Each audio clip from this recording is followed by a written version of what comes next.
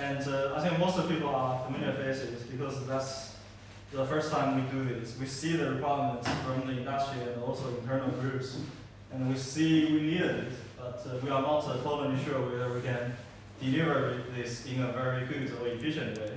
We will try. So if you guys feel is there anything we need to change or have any suggestions, feel free to let us know, and we can improve the section gradually. So basically we call this full-stack AI engineer bootcamp. It's just want to get a catchy name because AI engineer currently probably is on some of the job titles already. But eventually, no matter what's the job title, eventually it's similar as everyone wants to get the job done, whatever it takes. So that's full-stack. That's why we use this name. And our bootcamp, we're currently this stream, we will focus just on the developers capability part, not the research scarcity part. We were trying to allocate or organize something probably earlier next year for the research scarcity part. So this will be the first introduction part. We will have the introduction and overview of our this program and the project. You probably can start to think about the projects. So introduction. So why we do this? There is a significant disconnect between the academic, what we're teaching in the unit and in the MIT program or the programs, between the real world industry problems. I'm not sure whether you guys feel that, but that's what I'm feeling. Because I used to work for an AI company. We spent 1.5 years, we haven't found any suitable candidates. The requirements is just a full-stack, but not really anyone. Everyone come here have some problems, not knowing some specific concepts or this one or that one. So what the industry needs is actually very simple. You focus on the practical implementation, you get the job done. And the most important one is get it done. No matter what you have done there. We needed the result, not the progress. In the university, we will tell you like, okay, you are learning something, we can give you some marks. But in the industry, if you haven't reached the standard of the deliverable, it's failed. That's what I'm seeing for most of the student projects in the university. There is none of the projects in the university being delivered by any of the students meet the industry standard. So that's our goal. We're trying to bridge the gap of building your capability to deliver a production-ready AI solution, which means it is scalable, it will be deployed to cloud somewhere, and any user can access it. And it can be scaled if the business needs reports. So you can think about what you want to achieve now. So what our group is NLP TRB group. We do the natural language and technical language process. So we support this program for happen. And if you guys have any admin requirements, you can contact Jikun Yang, who is assistant lecturer in UWA. And Haoling and myself, we're trying to deliver the program content. So for me too, like us too, our title before we're doing this, so Haoling currently is a software engineer and a product engineer in Tesla Digital. So he did the development of several modules in the Tesla website. He do the full-stack development. He's also the cloud engineer. That's actually what's like standard requirement from the industry what you need. And for myself, before I started the UWA PhD, I used to work as 5 years as a full-stack developer or solution architecture. Any name you want to put there, doesn't matter. And I have delivered several successful commercial products and needed some AI product development. Also, my research area is currently the large language model logical things, which is very hot now. Hopefully, I can still graduate. And that's I think we need to give some proof why what we are saying actually is what the industry needs. This is what Haoling built. This is in the production environment. This is Tesla's website. That's just one example. He needed this development. And this is one of the products I have built in my career, and it's already successfully commercialized and delivered to 100 countries across the world. And this is also one of the products that I have built. So the next part of the hardware is also deployed across a lot of countries and is commercially sustainable already, makes a profit. And this is another product we are building. This is AI-based heart disease detection platform. So I needed the architecture of this whole platform and get it into the production ready status, so we can go into the US and Australian market. But now we are trying to get it into some of the clinics in the East Coast and also the US FDA approval and the US market. So basically you can see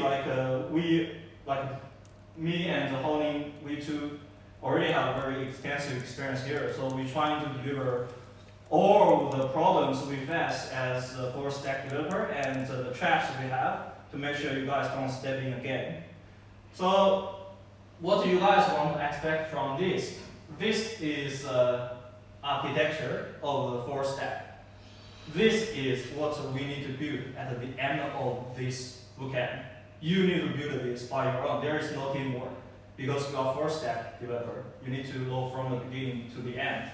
So the whole application as a full stack AI engineer, you will have 4 layers.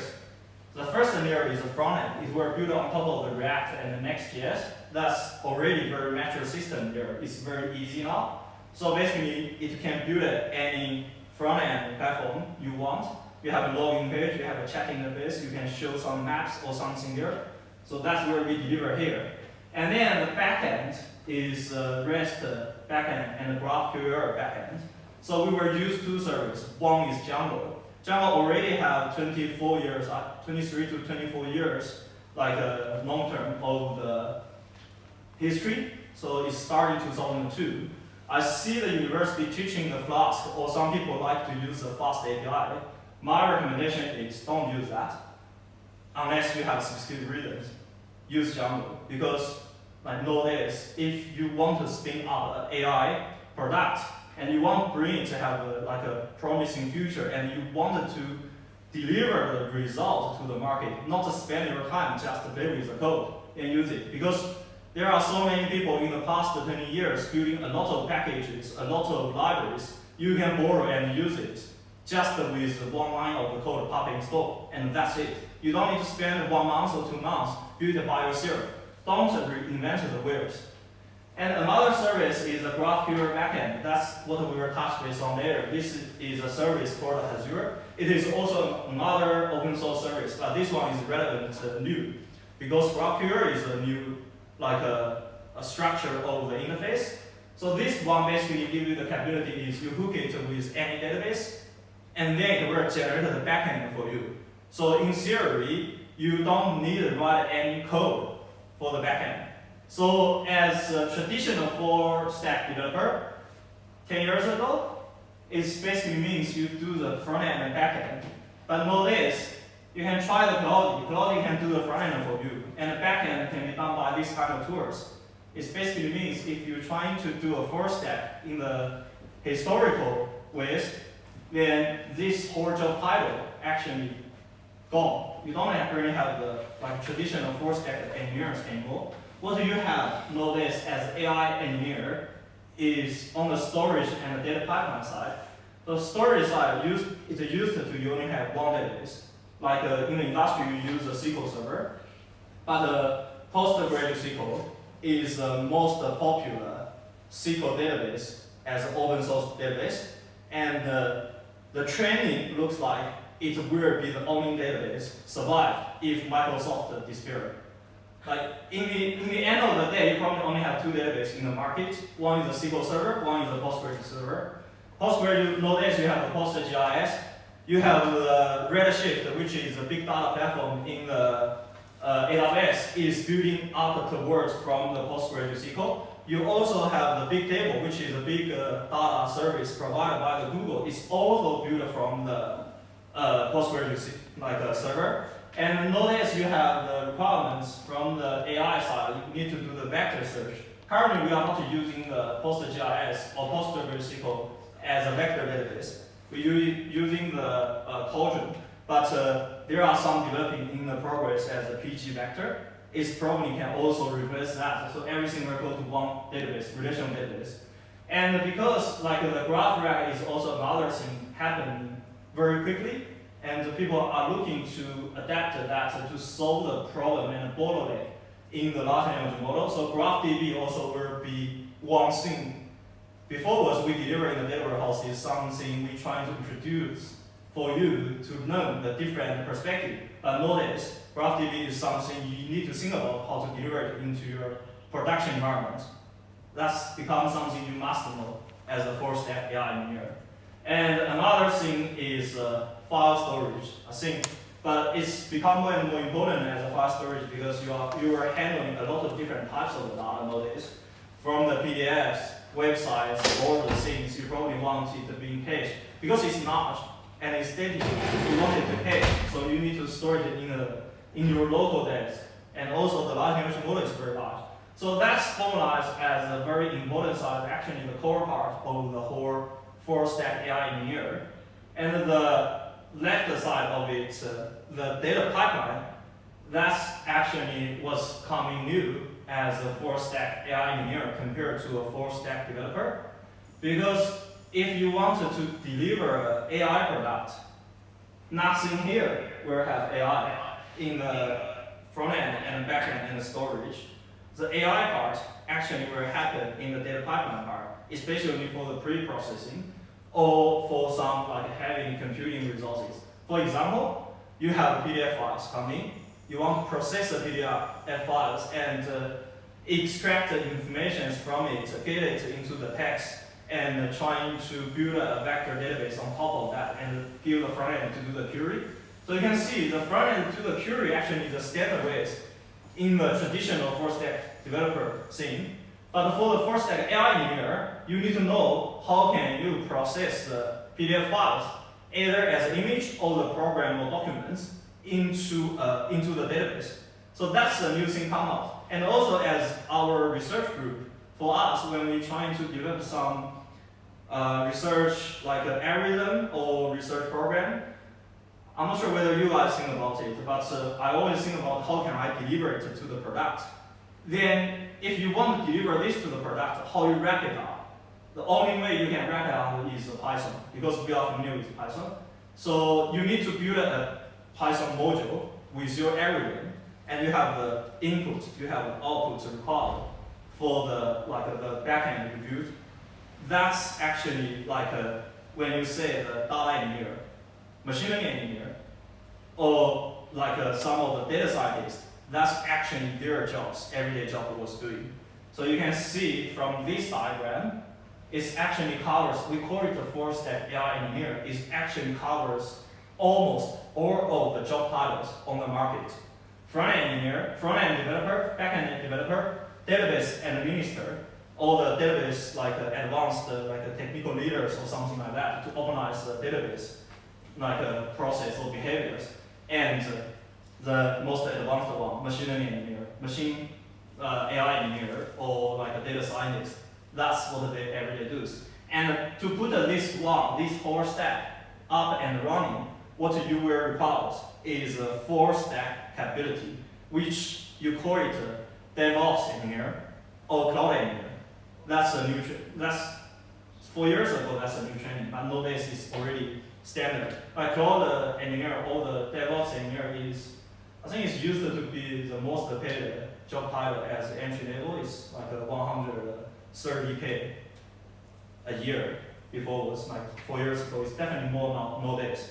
So that's basically what we're trying to cover. So in the end of it, you need to be able to basically touch on every aspect in this diagram and build something on top of it. And it will be scalable based on your own project design. And I think one extra thing I want to say about this is why we choose the Django rather than other languages. Like in Perls, you probably, a lot of companies use a C# or use Go. Go is a very powerful language. The GraphQL or the Azure service actually is running in Go, or Rust, or other things. It's actually, the reason is very simple, because we come from the AI side. Most of the algorithms, all the scientific, all the models package are written in Python initially. If you wanted to use it in other way, for example, the JavaScript or the C#, you need to find other ways to do it. So if you know C# specifically well, you can replace the Django part as a C#. We choose it because you need to use a Python to build a Python package. then why not to put it in the same language? Because the focus on our program or the full stack engineer is get the job done, not to learn a new language. Like forget about all the efficiency, all the results computing things. It's used to be a problem, but nowadays you can just add another monster instance to run your program, get it faster. Developer cost is much higher than the computer cost. So if you don't really have the capability to do other programming languages and start with this, it will be a very natural choice. So that's what we were expecting. The overview of it is first week we were focused on to do the setup. It's like when we was in the company, we doing the onboarding section. So we were walk through today also about how we set up the dev environment and the Docker. Docker is a fundamental concept in the current modern stack of every application. So that must be learned. But I think BW don't have that any unit to cover that. And the Agile and the Git. Rather than doing it like what the Agile web development was delivered, are trying to walk you through in the Agile, how to use the GitHub to do it in the Agile way, manage your projects and issues. I will give you some demo examples here. And then it is a full stack introductions, which I will expand what's just been discussed in that diagram. We were trying to deliver a Docker Compose file to be able to just Docker Compose up and deliver this overall architecture in one Docker Compose file. That's what the first one doing. And then the second week, the first thing we will touch on is a Python package development. How you do to build a Python package to deliver your AI and machine learning side a pipeline. And then is the most important part of the database. And then we will cover the Django and the React. It looks like just 2 hours probably cannot cover the React and the Django anymore, but we can try. Because nowadays, the programming, the large language model is so powerful. I think my logic behind it is you need to know what you are doing, and then you tell the cloud or the large language model to do it for you. But know what you are doing can be delivered in 2 hours. But do it by your own cannot be delivered in 2 hours. So we can try. And then the last week we will talk about how to bring these projects online. So we will talk about the GraphQL service like we have discussed using Azure. That's a very simple tool you can use. And then we will touch on the authentication, the GW authentication things, how you to do the best security practice. Because if you want to deliver some production level things commercially, you must think about the security things. When I was doing the AI product for the hard disk detection, we actually have a very strict security requirements from the government part, not the human part, just the government. Governments have the rules and the laws must need you to do that. For example, you need to have the row level security. So you need to restrict just a specific person can only access this row, not that row, and also column level security. This person can only access this column, not that column. We will all cover, and you can know how to do that after this section.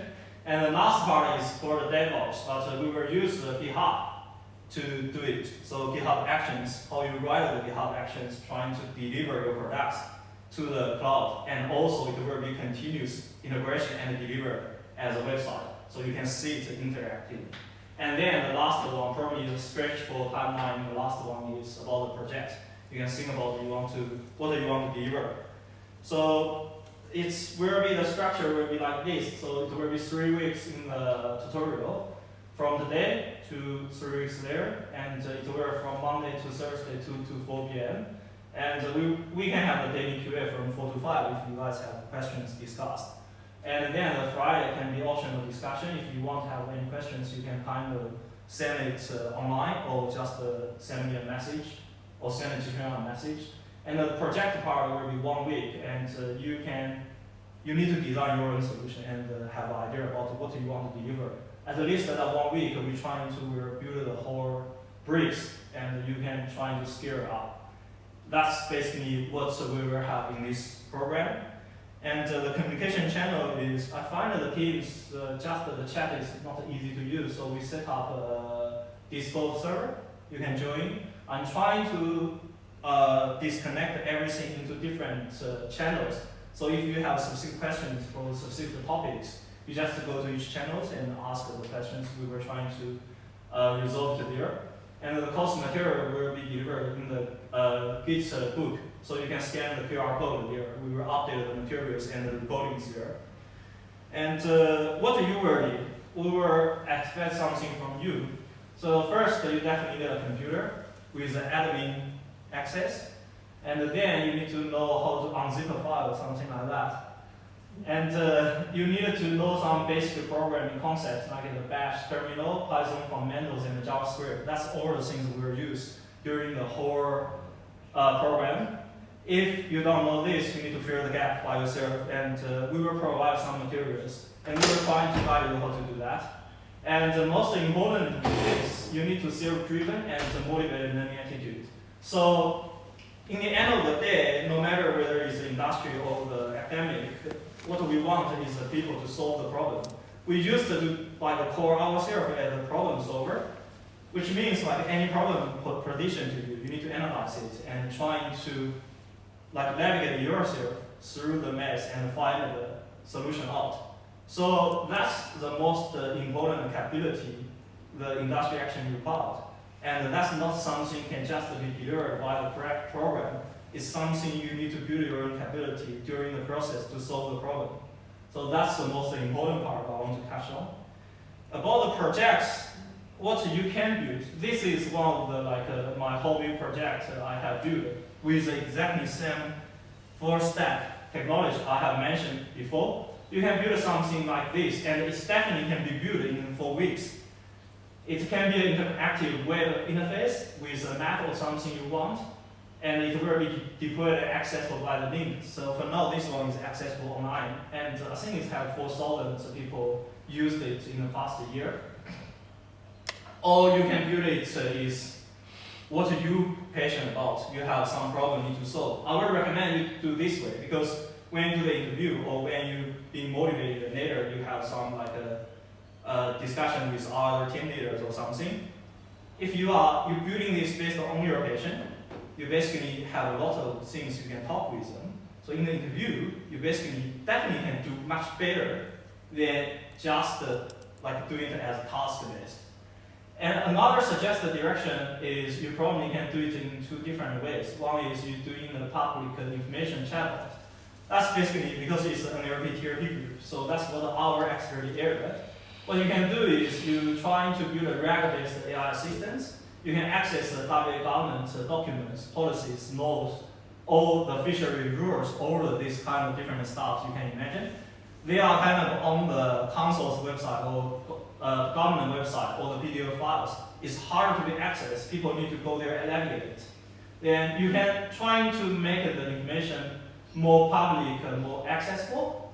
So that's kind of can for social good, and it's also good for your profile. It can bridge the gap between the official documents and the general public. I'm pretty sure they definitely have some internal projects that was trying to work towards this direction. But if you have a personal project that can demonstrate that, then I think why they not pick you rather than another guy, right? So it will get you a strong profile in the job market. Another way you can do is like the map we are doing. WA is very large, so you have a lot of map information in the WA government. You can access it. So you can try to visualize the government public data on the map in different ways to build some insights, to generate the community insights, help people understand their neighborhoods. This is another direction you can go forward. But if you have something you're passionate about, just go through with the way you are passionate about. And that's kind of the general introduction section. Any questions about the general introduction things? About the program things or anything? Admin part stuff? Any questions? Online people, any people have any questions about the general part?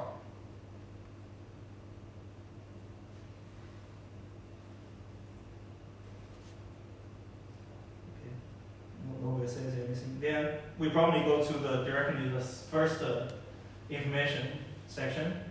So the first one is about the development environment setup. So I don't think there is any materials like this on the market. I try to find, there is no, but there is a lot of this kind of materials actually in each company.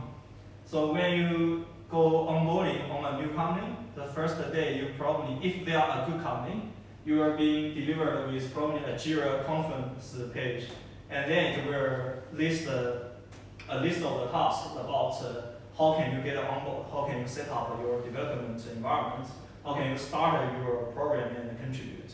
That process normally goes through, like the onboarding stage normally goes through one sprint, which is 2 weeks. But like a general public, you don't have anything here, but this is super important in my opinion. So because you need to shape your own tools to get your own more efficient to deliver the products. So it will be a lot of information and a lot of homeworks after this. So it will cover first thing about the terminal and the shares. And for the Windows, you need to install the WSL2 and the home rules under the Linux system. And we will touch on what will be the best IDE for you in this bootcamp. And the Git and the GitHub, you need to register it and know how to use it. Docker and the Docker Compose, you at least need to start with install the Docker. We will cover the Docker how to use it in the second, in tomorrow. The AI as your code body, that's the new one. Nothing have happened online. But if you go to try Cloudy or the ChatGPT, give them the proper prompt, it will do something will surprise you. So you need to shape yourself differently in this new area. And I probably will give you some demos about this all of the development tools if you have time in the end. So first, the background, why we need to get our development tool sets better. I'm not sure whether software testing unit still deliver these triangles in the unit or not. But I think when I was doing the unit, I think it's 8 years ago, or 9 years ago in UWA, Terry Wood was draw this one with very old-fashioned things. But that's kind of, at that time, I don't really understand what this means because you don't have any feeling in the, like any projects. But when I have more and more experience in the industry, I feel this one is more and more correct.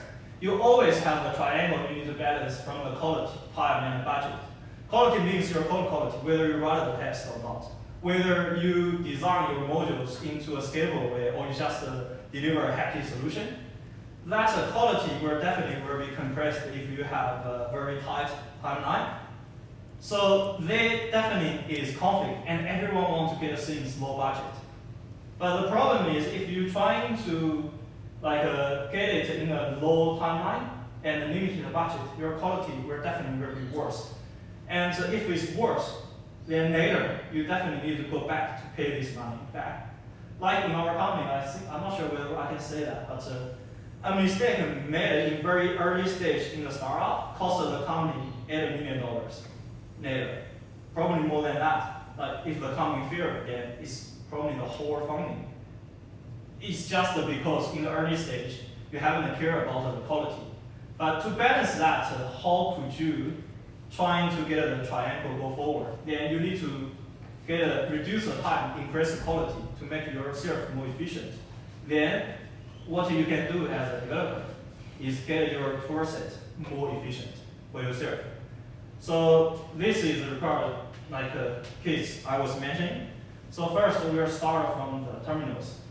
Anyone haven't used the terminals here? Okay, everyone use it. That's much better than the first layer. Hopefully online people also use the terminals anyway.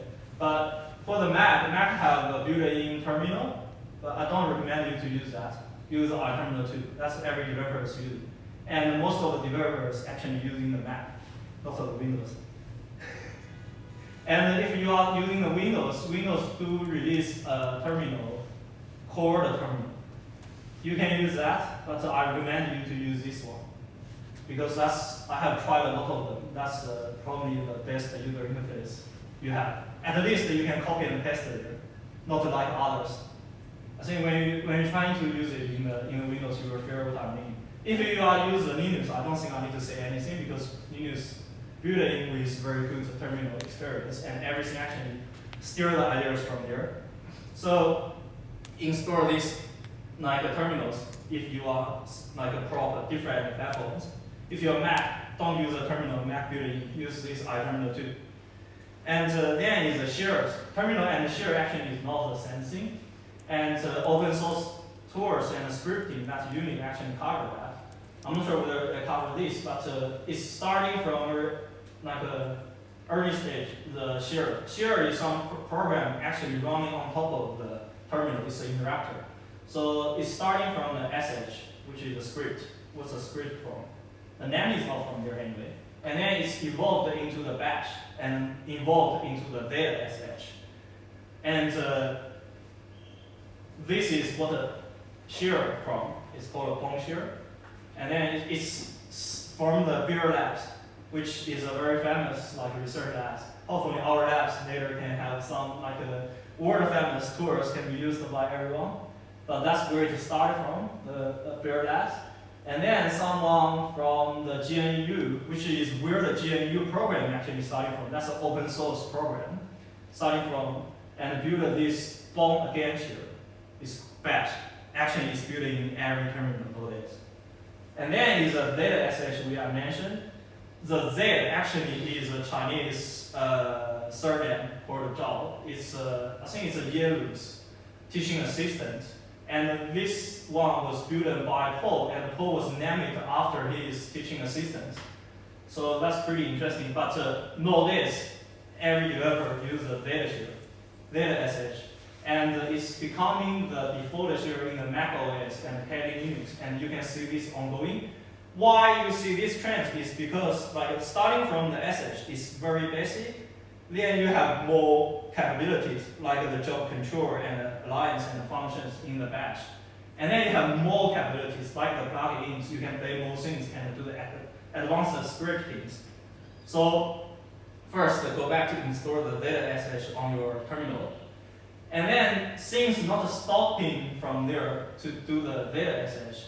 You actually have all my data SH, which is a package plugin on top of the data SH. Why you use all my data SH? You can see from this screenshot. Every day we are working with the Git. The Git, you can see there is a crosshair. This means you have something haven't been committed. So, and if you customize it by yourself, you can also see when you type this command. And also, you just press your up like an arrow in your keyboard. It can give your history command. So you don't need to keep typing the same command again and again and again. So with this all my data SH. And so you can see like the things getting more and more complex because more people building more useful tools. But the selection is you go back to install the data SH first, and then install the all my data SH as a plugin. And on top of this plugin, like all of these cross things and the deep branch things here is actually being delivered in different formats. You can go to check it online to see the data SH like a theme. I will recommend you to use this theme I put there, and there is a link there in the tutorial so you can follow. But basically the homework here is get a better terminal, which if you are Mac, use the iTerminal 2. If you are Windows, use this one. And also install that to package, install the themes. And then for the Windows user specifically,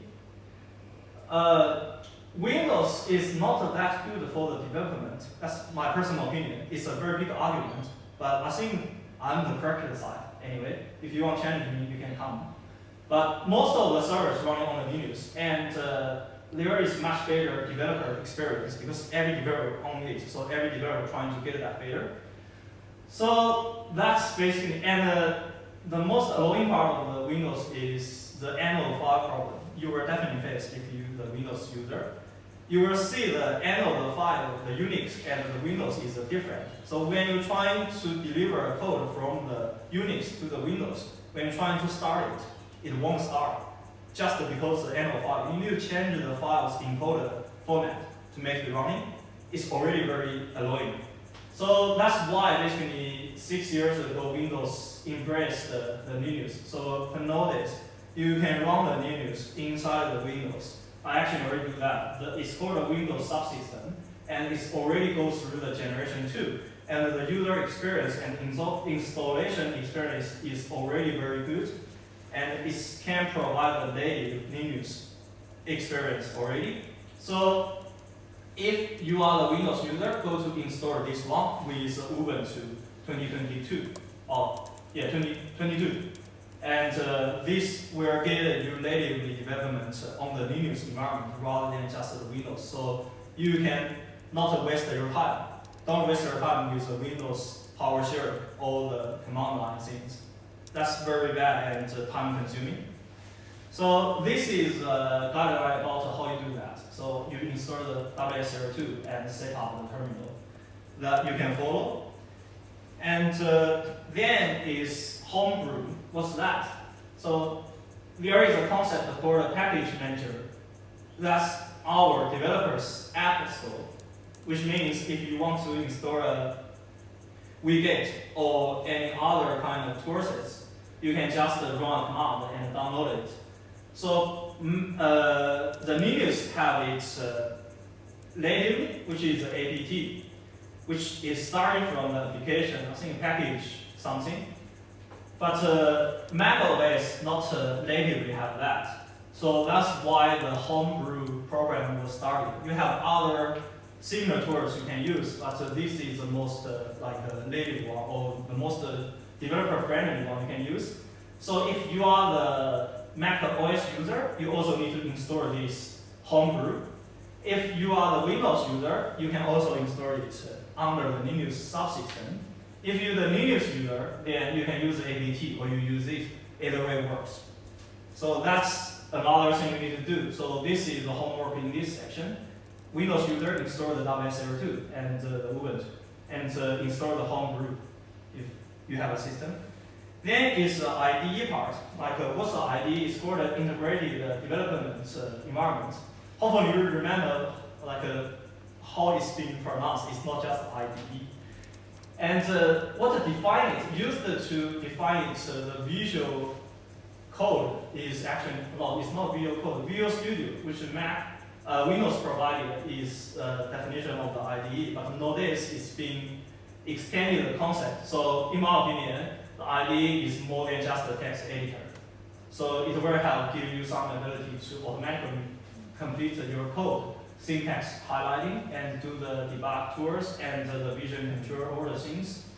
So you have basically two options. Actually, in the market nowadays, you only have two options. One option is to have the Visual Studio Code, which is free, open source, native supported online, and you basically can just click the dot and it will open in the Chrome browser. Because the backend of it is actually a Chrome browser.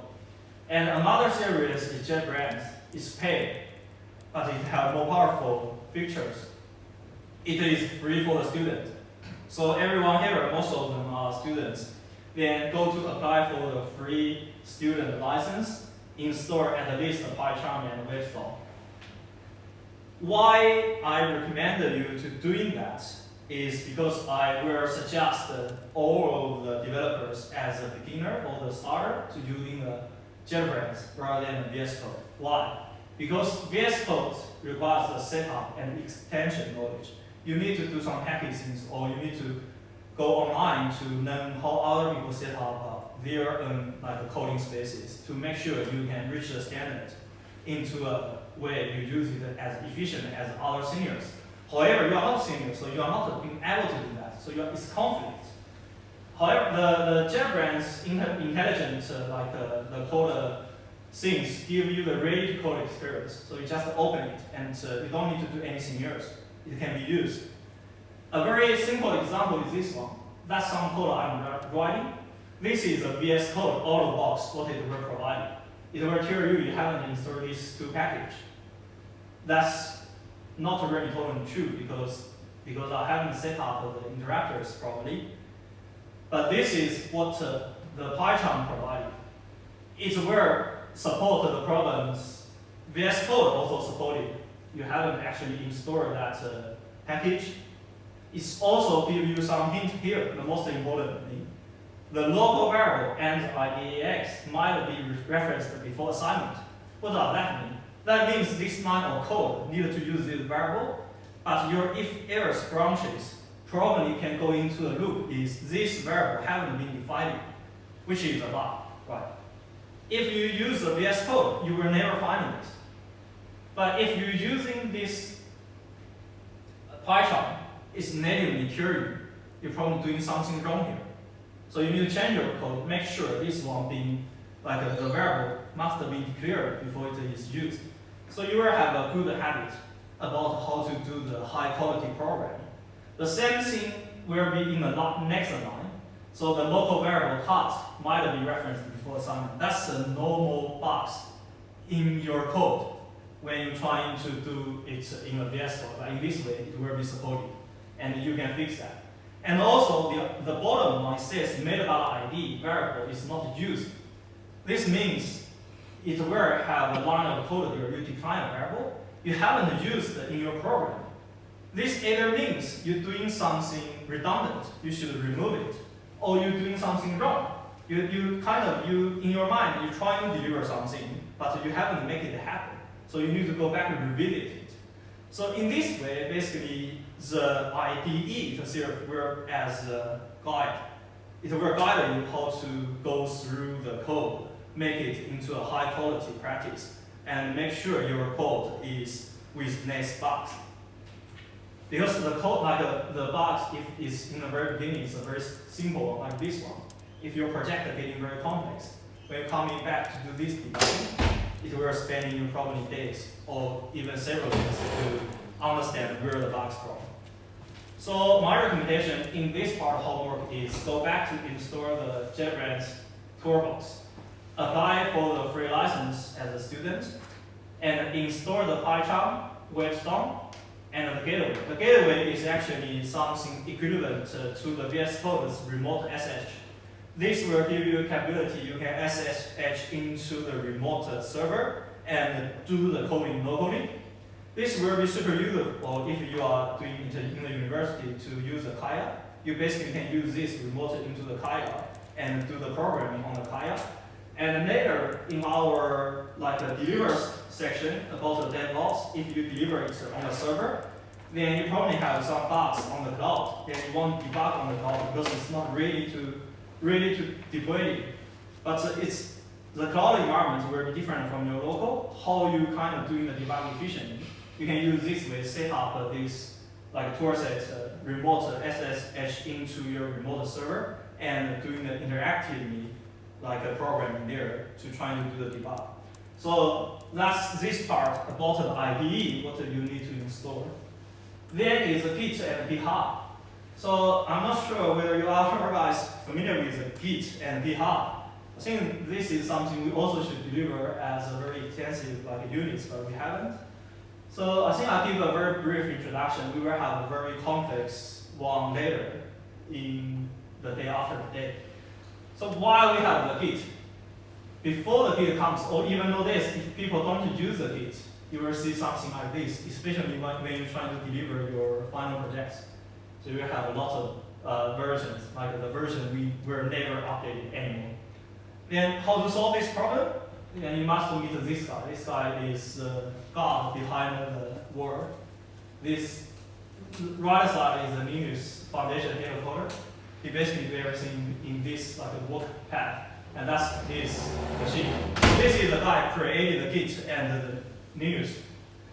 So the concept behind it is you can try to save the complete snapshot, put it into some areas on the staging area or the repo area. So you will interact with just the repo itself with a version of the code. So in this way, you can manage your code versions more cleanly and structured. How to do that, we will give a very intensive instruction later. But here is, you need to install the Git after this. And then GitHub. What is GitHub? GitHub and Git is not the same thing. Hopefully everyone knows that. That should be. GitHub is somewhere you can host the Git repos remotely, and you can pull it down, and you can collaborate with your teammates. And other than GitHub, you have other services like GitLab and Bitbucket. They are the competitors of the GitHub. And GitHub was being bought by the Microsoft. Looks like we have 3 vendors on the market for that, but actually we only have 2. Bitbucket belongs to Atlassian, GitLab and Microsoft actually, GitLab and GitHub actually, they both belong to the Microsoft.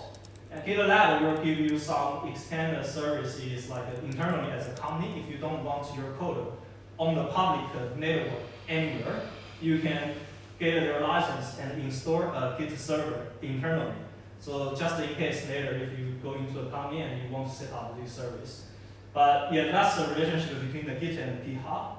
So the homework is you need to go back to install the Git. For the Mac user, it's very easy. For in Windows user, hopefully it's very easy. Like there is a lot of ways in Windows to install it. So I recommend you follow the way I mentioned here. And for the GitHub, if you don't have a GitHub account, go to set up your GitHub account and also claim your education benefits, because with that you will have access to the GitHub Copilot. And then is the Docker and Docker Compose.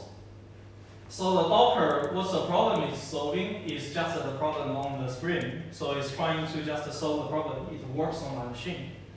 Because your manager will come to you and say, it's not working on the server or not working on the client server.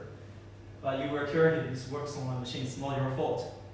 But how you solve this problem, it's starting from a very easy, simple idea, or a bit crazy idea is ship your machine to your customer. But the problem is how. Then use Docker. So that's a long history like with the Docker. Docker was starting very, very long time ago, but when it was taking off, it's actually the same age as cloud computing was taking off, which is 2013. And after that, it's basically like Docker, this company itself is not profitable from this. They're still struggling. But Docker container, this concept, is a fundamental stuff for the whole world, especially why these generative AI things can come true. That's like the things behind it. But Docker itself, they are very struggling. Like they haven't made any profit from that. They are still trying to see how can they profit, like commercialize their products. I don't think they were lucky from there. They should get some investment from the Google, pay some money to them to do that. And this is a typical Docker file. So when we say like ship your computer to your customer, what does that mean? It means you are starting from the operating system. You need to install some packages. You need to declare them in a file. And then, for example, that's a standard Python projects packages we will need to do in the machine learning package. You will first install your libraries. The Python 3 GDAL is for the geo pandas. Another package required. And you need to install all the requirements text files for your Python projects. And then give it an entry point. What's the program you need to run? For example, Python main.py or something like that. So another concept is called Docker Compose. Nowadays, all the service is quite complex. You have a lot of containers, right? So how you get it? You normally don't just run one thing, like what we showed in the very beginning. We at least have 5 servers in a 4 step. How you manage them here? If you do it just in the Docker way, then what you can do is you still have a lot of manual process. If you forget this next time when you're trying to type that in, then that's a bug or the production crash. So how you do that? You basically have a configuration file. That's the idea behind the Docker Compose. So Docker Compose is a way you can manage multiple containers. That's the program or open source tools, like not actually connected with the Docker in the very beginning. And starting from, I think, 3 years ago, Docker itself starting to natively support the Docker Compose and introduce more functionalities in. So homework here, you need to go back to install the Docker desktop and the Docker Compose. Basically, you just need to install Docker desktop. That's everything you need. The Docker Compose will come naturally. For the Mac user and Windows user, it should be easy because you just need to download it. The Docker desktop will wrap all the things together with the Docker engine. But for the Linux user, you don't really have this desktop interface, but you have all the functionality of the Docker. However, you need to install it through a command line. we also give the instruction there on the link.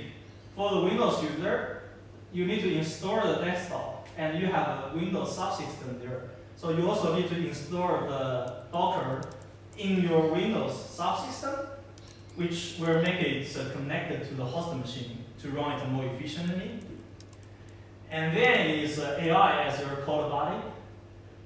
So I think that's a big problem. How should we handle AI? As us, we actually the group of the researchers who invented these kind of things. So you have no reason to reject it. You must embrace it and use it to increase your efficiency. We don't have any other options. So there are 3 types of AI tools for your coding. The first type is called GitHub Copilot. That's why I ask you guys to claim your students like a license, free license from the GitHub, because that's what GitHub provided. The GitHub Copilot installed together with IDE, which is it will come together with VS Code and PyCharm. And when you put some comments or something in the code, it will automatically generate the code for you. And it's a big chunk of it. And it, from my experience, it just works. So that's something you must have. And another format of how the AI toolset can be used is like the standard way, is ChatGPT and Audi. So you basically ask it a specific question, and it will generate the code for you. Because it is programming language, so in the natural language processing or the research concepts, we call it a formal language, which means it can generate a more high quality things rather than you give a very bad prompt.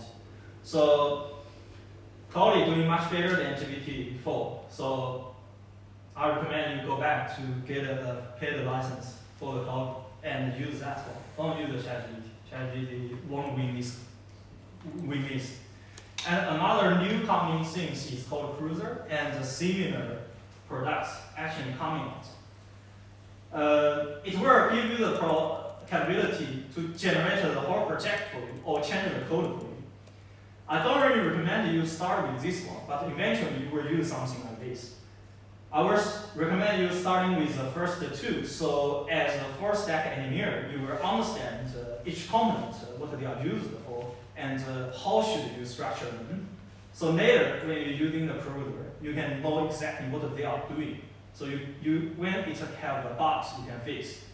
So my homework for this one actually is you need to go back to claim your free students GitHub account and get a GitHub Copilot license.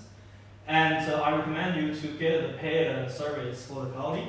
It's definitely worth it. My personal experience is it's increased my productivity more than 10 times. So I can deliver something in 3 weeks. I used to can only deliver in 3 months. So, and best practice to use them is you need to know, as what I just said, you need to know what you are doing. I will keep saying that in the whole program. And where the AI replaces the developer, that's actually an open discussion. So I don't know, but the industry, as I said in the very beginning, industry are calling for someone, get the job done. If AI can do it, they can use AI. The problem is AI cannot do it now. We don't know whether AI can do it in the future. What the AI cannot do now is they cannot digest the requirements into a comprehensive solution and make it into reality. So that's will be your differences. You need to compete with AI nowadays. That's your advantage. You need to strengthen your advantage. And the current state of the AI is it can handle the repetitive task. It can generate code from the instruction, but it cannot design, architect, and implement the complex systems. So your roles today and in the future probably will go into the stages you are like the Lego builder. So you get a component together, you put them, like hook them together, and you build it into a big project. You probably don't know each of them what the code means, but you just hook them together and get it works. So we will see, like that's the whole area was coming very quickly. I think all fully automatic AI IDE probably will come in the next year. But like a full stack automatic AI, probably they won't come next year. So we still have time. And after you get the license, you need to go back to install it in your PyCharm. This is how you install it. So in the PyCharm and the webstop, you go to the settings, and it will have the plugin section. You go to there to search for the GitHub Copilot, and you install that. After you install that, you will see this part. You have a small, I'm not sure what's that. It's a rabbit or some, the fox of the GitHub logo. You have this. And when you start typing into the GitHub, into your VS Code or the PyCharm, you basically can automatically generate code already. So check that and test it. That's this part of homework. So I think I will start with the questions. It's very quick. So any questions online? Any questions here? Just ask any questions. Otherwise, you will have a lot of questions when you go to do the homework. Just curious about the databases at Pascal.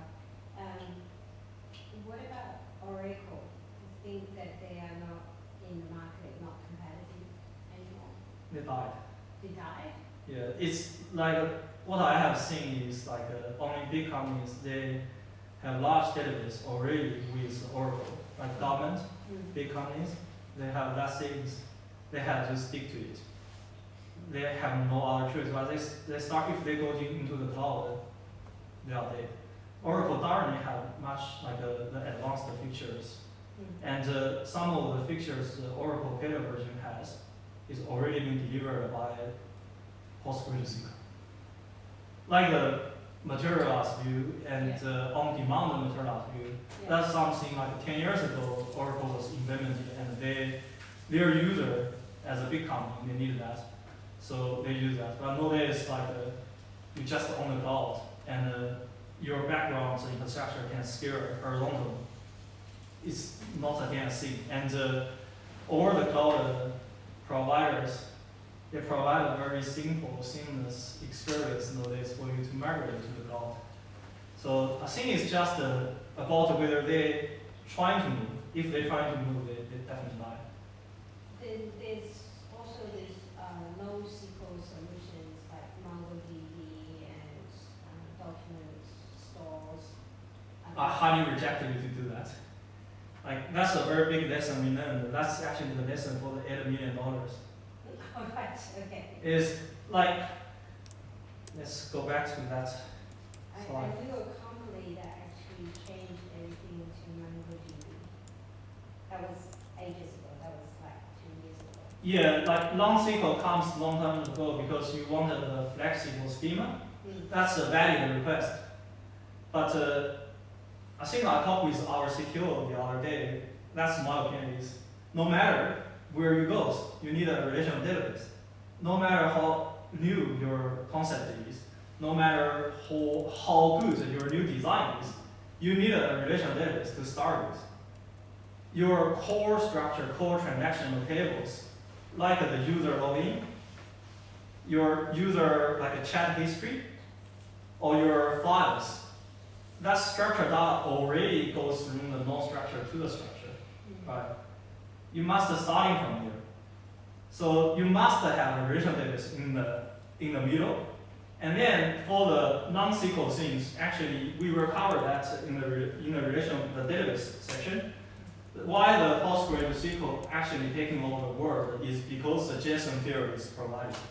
So MySQL doesn't have that types of the field in the database. Only currently, I think only the SQL Server and the PostgreSQL provide that, which means you can actually define a relational table in the PostgreSQL server, and one of the field is a JSON field, which is a non-SQL, like the MongoDB can provide you.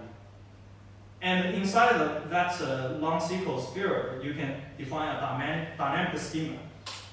And when you're doing the query, actually the MongoDB, no, the PostgreSQL already do the indexing for you. So when you're trying to search for a key inside of the JSON field, the background actually have index. So you mean Postgres is already a hybrid? Yes. And what's even crazy is that's one field like of the JSON field, just one, like for each row you have one field is that JSON field. One JSON field can store, I think last time I checked is 32 gigabyte data, which means you can put a 32 gigabyte data in one JSON field for one row. Like from the efficiency perspective, we can discuss, but it's already do what the MongoDB can do. Okay. So I think there is not really any competitor there. Like there is a stream there is like people trying to say or in PostgreSQL. And any other questions online? We'll see.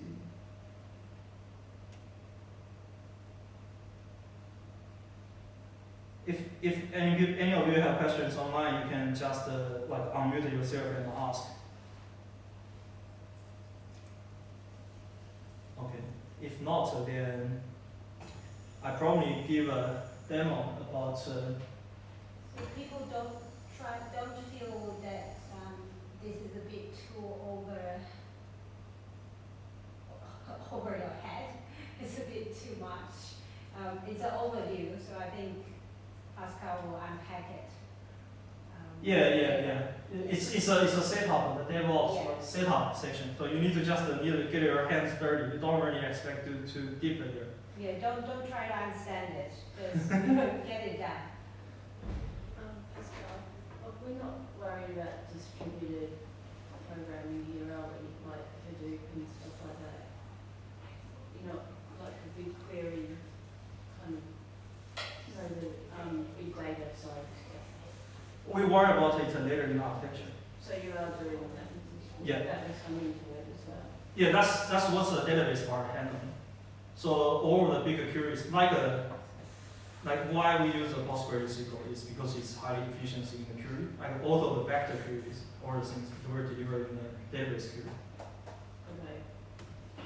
I'm just sort of thinking, when you've got a really big sparse data and that kind of stuff, when you're going between servers so that will be part of what you're covering as well? Or? Yeah. Oh. Yeah, that's actually why, that's another reason why I was trying to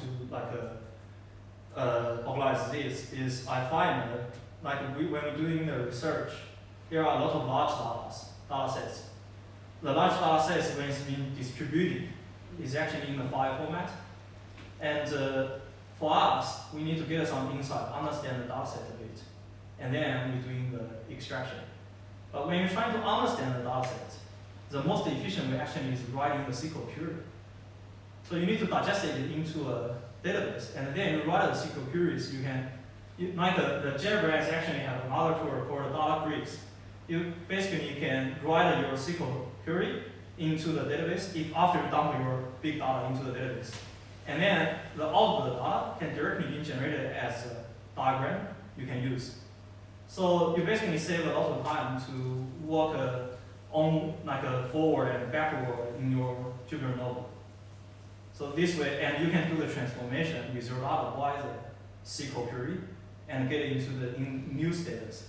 And then in this way, you basically keep the new status in the database. So you don't really do it again in the program. So it will be persistent. That's what we will cover that also. Well, you don't need PySpark or anything. No, that things. Like that's totally auto scope. That's very complex. Yeah, I know. Yeah, no. What were you asking? Sorry. Whether we needed PySpark for PySpark. Like- Oh, right, okay. No. Spark. Okay. distributed. In memories. Yeah, and Hadoop and Yeah. Hadoop. Yeah. Yeah, like Not at that stage. Not at this stage. that's very hard. That's where we cover in data world. Should Yeah, be. that probably should be. Yeah. But I think it's hidden from the end user if you use platforms such as Databricks. Yeah. Yeah, Databricks basically has all the backend distributed management and data. Yeah, it's just sort of being able to verify if you're using those kind of distributed systems, you know, whether you're getting everything or capturing, but if it's not in scope, that's okay. No, that's not. Like, for that part, it's like, that job title actually is data engineer. So, I think it's also evolving. Data engineer, like 3 to 10 years ago, is starting when the cloud computing was starting, because you can have a lot of data. So, they have this kind of architecture and all the things coming. And then, that's basically why Snowflake and Databricks was starting. They kind of taking that over, build like a very easy use the interface for you to manage the whole complex pipeline.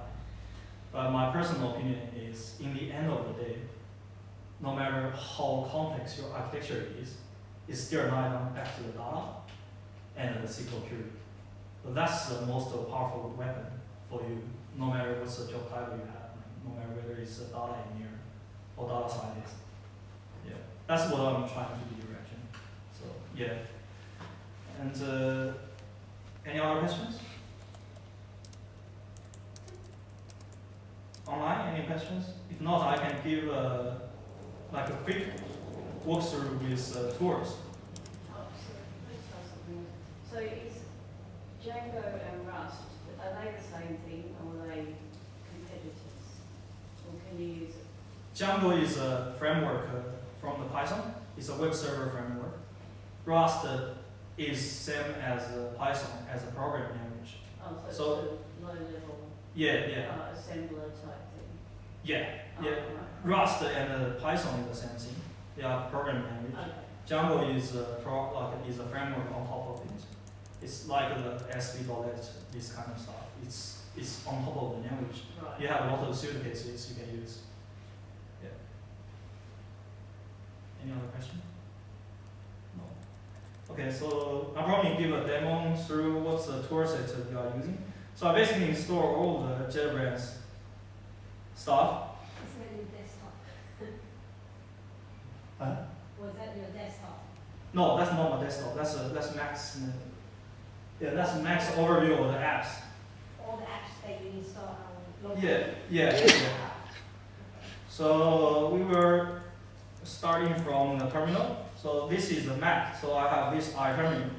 It's different from the terminal, you can see. It looks better. So I think you can have the side-by-side comparison. I think this one I haven't do the proper settings here, but this is iTerminal 2. So you can see, if you click up, you can see a lot of things, like your history commands. And if you go to the, You're able to control part with the quantity data. yeah. Yeah. And for example, I can go to the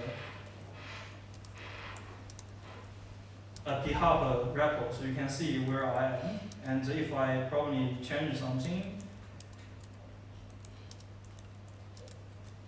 you can see this is like a theme I was configured, so it haven't given you the cross. But you can configure your plugin and themes to make sure it looks differently. So in this way, you can understand what you are doing. So with Git, basically Git command can tell you what's your untracked things. So the Git is also installed here. And for the Docker has several commands after you install it. The Docker you need to start it first. So this is the Docker desktop. So when you click it, it should be started on top of somewhere. Because my here. So you can see this one is started running. You can restart it. But I don't recommend you guys as a practice. I don't recommend you guys to using this one because a lot of functionalities actually doesn't be included in the Linux if you run here. So I recommend you guys to go with command line. We will cover tomorrow about 99% of the coverage of the commands we use every day. So for example, I do the Docker PS. You can see that's the background service I have running. That's exactly what's the stack we were delivering in the end of it. So you can see it's all running here. And you can look at the Docker image and stuff like this, and the Docker compose command here. So that should be the stages after you install all the developed tools. And the GitHub Copilot, let's open the PyCharm.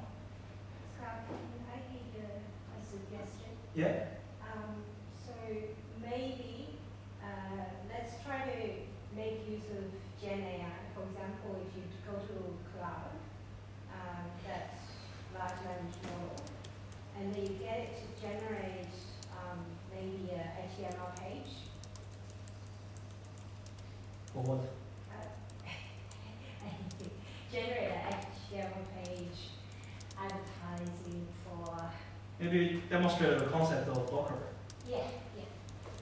Oh, it's very good. I think it's not HTML. I can ask you to generate a React page. You will be surprised. Okay. Because React is what we're delivering. Yeah. Okay. So once you generate that React page, can you go through the process of editing it and then put it on your local system? And then That's what we will cover later, not today. This is Okay. just a dev setup. Okay. Yeah. Okay. Jumping the gun a bit then. It's hanging out, probably in the university internet. I actually have something you can see what it can generate. Yeah, but push it onto GitHub so people know that how locally the file. Oh, that's where we covered in That will our. be covered. Yeah, it's Okay. already considered. Sure. So like this, yeah, I can use this to demonstrate why the AI is really coming. You cannot compete it. So it's still generating, but it's definitely quicker than your speed. And this is it. So this is the React page and functional React page rendered in the front end. This is the code of it. This normally, like how to do this data, you can see here, is interactive also. How we used to use this as a tutorial for the front-end developers to learn things. But nowadays, you can see, I think we just take 1 minute. It's all done. You cannot compete with it. You don't really have any options. So yeah, trying to get this quality, and also we will show you after you install the GitHub Copilot, so what will be there. So for example, this one. So after we install the GitHub Copilot, so I think this one is being installed. So you probably say, So the future program is at risk, yeah, at very high risk. you can see it's already, see, it's in the shadow, the code. And I haven't given any prompt, but I think it's trying to understand what I'm doing in this class. And then you just click a command, it will generate all the things for you. All you need to do is go back to it to check it whether it's writing the processes. But we actually, when we trying to discuss this, when the GitHub was first come out in the company, our agreement is, I discussed with our other senior leaders in the front end area, our agreement is these kind of things can definitely speed up the seniors' efficiency. But as a junior developer, you must, it's very slow at the beginning, but you must go there to understand what it is doing. Otherwise, you will go into the data end hole when you're trying to do the debugging.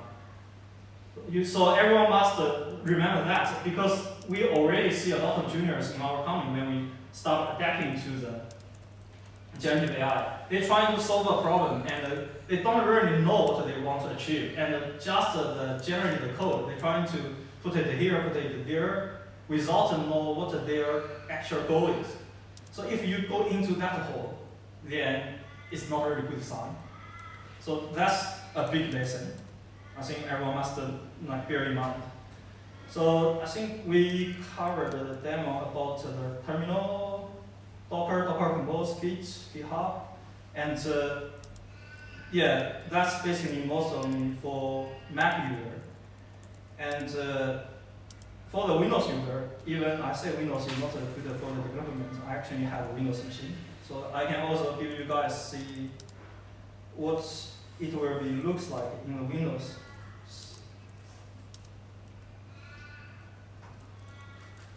So this is a Windows a machine PC I have. I use AnyDesk to connect it in. This is the terminal I was mentioning. And this is the Ubuntu subsystem. I was installed it, so you need to do the same.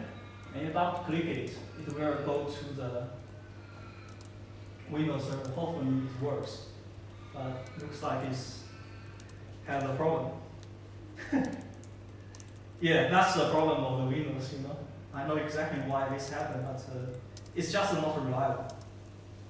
So you can see it's coming, and it's also install the Git. Yeah, it's also install the Git. And yeah, this time it works. So you can see the similar things I have demo in the Mac. You should, if you are Windows, you should be able to reach the similar status, and also the PyCharm and the WebStorm. Get them installed like this. So it probably will take a bit of time, but that's the homework you need to practice. And if you have any problem, you can just send a message in the Discord. I can guide you how to make it work because I've already done that. So you can see it's functional, and also the generative AI is also installed. You can see it from the icon here. So that's for the Windows, and then the Docker. Docker is, I have installed the Docker both as a desktop version and the Linux version, because Linux version will use the Docker desktop version in the Windows if you install both as a host, so they can communicate. So you can see this here, we still have one service running in the background. So that's a demo about the development environment we can working on. So that's basically the status you should be able to achieve tomorrow when we deliver the next section. Any questions? Any questions online?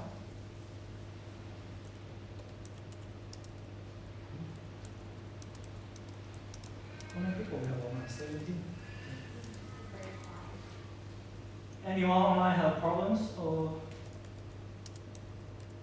no more questions? So I guess we call that the AI some bootcamp because we are teaching some how we can use AI to generate the code, not just because in the past I thought when we call that the AI bootcamp, I thought maybe we are writing some framework of the the API from the ChatGPT. No, both. We do both. So from the application side, as we delivered in this picture, this architecture. This is architecture for the generative AI or the AI applications. This, and this, that's traditional first step you have, as I said before. The vector DB and this, that's new things for the first step. So when you say you want to try to build a RAG application, then your RAG application need to pre-process the data. RAG definitely has two-stage process. First stage is processing the data. You need a lot of models here. Second stage is purity. You need to use some of the models in the vector DB to help you. So this is architecture for the four-step AI engineering. But we were focused just on the developing and delivering an AI solution rather than focus on the research part, like how to make this AI better. Like that's actually like I talked with one of the CTOs in one of the digital agencies in the city. We compare the research and like the production of the developers' focus. So for us as a researcher, my role is a researcher. I'm more focused on how to get this, for example, chatbot or this like retrieval accuracy from probably 60% to 80%. That's what's the research focus, like a bootcamp we were focused on. But for the developer and for the industry, what we want is, okay, the researcher or the cutting edge things, someone already proved 60% is achievable. How you get that work in the production, how to use that, deliver and benefit the application. So that's kind of two mindsets separate. And what the industry needed is actually the second mindset. But as our group, what we need is the first mindset. But we're definitely converged together. Because when you're trying to deliver some products, you will find something actually not that practical in the application. So you probably can propose some new things back, so you can improve the research side. But this one will focus on the deliver AI solution, production ready, not the research focus on. Yeah. Any other questions? Online people is pretty quiet. Yeah, if not, we can wrap up today and go back to do the homework. Ask Matt and see whether they have any questions. 3, can you hear us? 3 was trying to build some applications. And yeah, the Git book page is here, so you can navigate to this one. And that's all the information you have. And we were trying to update the videos and the slides gradually in here. And this is actually an article. If you're more interested in the rack part, you can read this. This is one of the things we have delivered in the last semester for the data science capstone project. Because a lot of application actually comes out is a rack application. So we do a simple wrap up here. So you can check there if you are interested in that.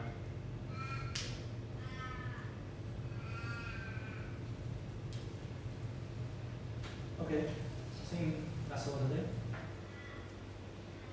Any other questions? No? Online people, any questions? Next time, bring your computer with you. Okay, then we were trying to get the video uploaded soon, and